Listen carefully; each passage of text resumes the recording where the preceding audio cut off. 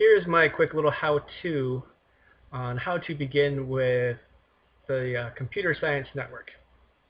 It's a free LMS that you can work with. You got to create an account by going to cs2n.org. I've already created an account, so I'm going to sign in here. And so it's going to bring you to your home page. You have my home up here, and you have some other tabs across that'll bring you to the different screens, so you can see some of the badges that I have. The great thing about this site is that it is linked to RobotC. This is the coding program that my robotics class uses to learn coding and to learn design for robots. And so it has the curriculum and everything on here for free, which is kind of neat. So what you do as a teacher is, I already have a group here, but if I wanted to create a group, I would go to Groups, and I would create a new group. And here I can add a name for my group. I can add a short description. I can share a code. So in order for students to join your group and become part of your group, you have to give them the code. I can leave it so that any student that has the code can join, or I can have it where even if they have the code, I still have to approve their entry. I usually just share the code because it's my class, and my classes are usually pretty small. As I go down, I have to pick what activity I want them to do. Since I'm using the RobotC for this and the Robot Virtual Worlds, this is the one that I would pick. But as you can see, there's other options depending on what you want to manage with this site. Since I've already created a group, I'm just going to go back to my group and show you what I have. So with this group here, you can see that I am the admin and my name. All of my students are down here, so they all had to make an account, which were free, and they made their own username, which I can keep track of here, and their actual real names here. The one thing it does not do is give me their passwords. So if they forget their username, I can give them that, but they have to keep track of their passwords. If I want to invite other students, I have my group code here. If I want to add more activities, I can add more activities here. For example, if they completed the RobotC, this course here, I can add some more. I can send messages to them. I can make my group inactive. I can change some of the settings. So this is for the admin to do some different things for the group. If I want to actually see what my course is, I can click on the RobotC, and it has the entire course. So this uses Moodle for a platform. The great thing about this is you don't really have to be too familiar with Moodle. Everything's just kind of click and go. The curriculum is laid out in a linear scrolling fashion.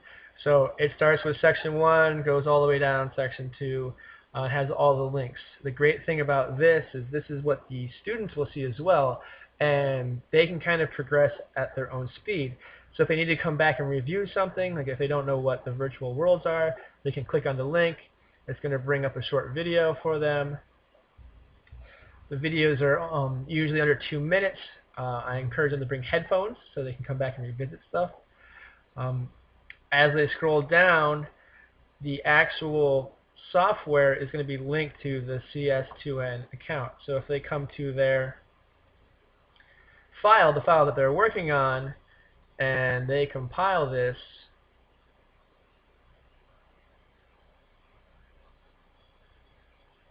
as long as they remember to log in to the network, when they go to actually, and I'm going to skip that.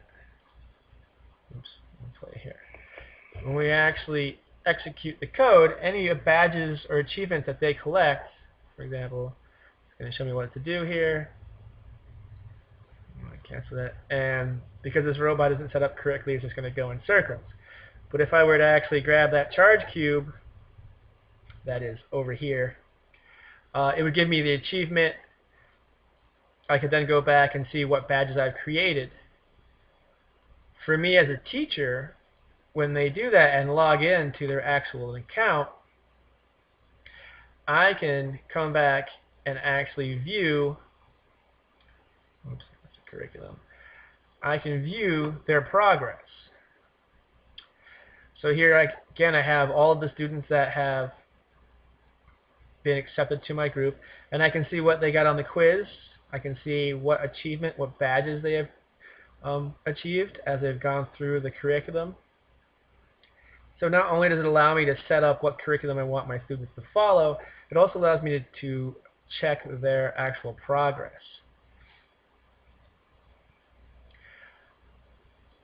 I can also come back to my actual grade book, and this always, I don't know why it takes a moment to load for me, but I can go through the grade book and actually check and see how they're doing and export it in some different ways. The only downside that I have found from this is the gradebook is directly linked to the course. So when it comes down, it has a practice quiz, comes down, it has the other challenges. I cannot add my own assignments to this particular gradebook. So here I can see their course totals. Over here I can see all the different parts, sections of the actual course. If I want to, I can export this as an Excel spreadsheet or text file. I can see my different kinds of averages.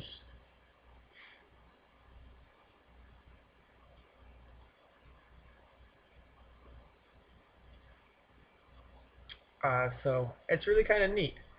I only use it for this one operation reset, but there are other activities that they can do. The great thing about this is there are a lot of other achievements and courses that you can do. So for me, you can see the only activity I have is Operation Reset. But if I wanted to add some more or do some other competitions or skills, I can go through and use some more of the options that the website has. So it's pretty easy to get started with. It's great to learn a little bit about programming. I do use it to be paired with the Robot C software.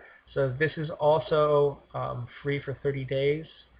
So are the Robot Virtual Worlds. So you can have a license for 30 days. Check it out.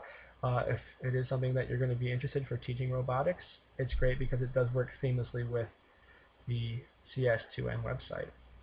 So that's my little how-to of get started and kind of a run through the user interface. I hope it was helpful.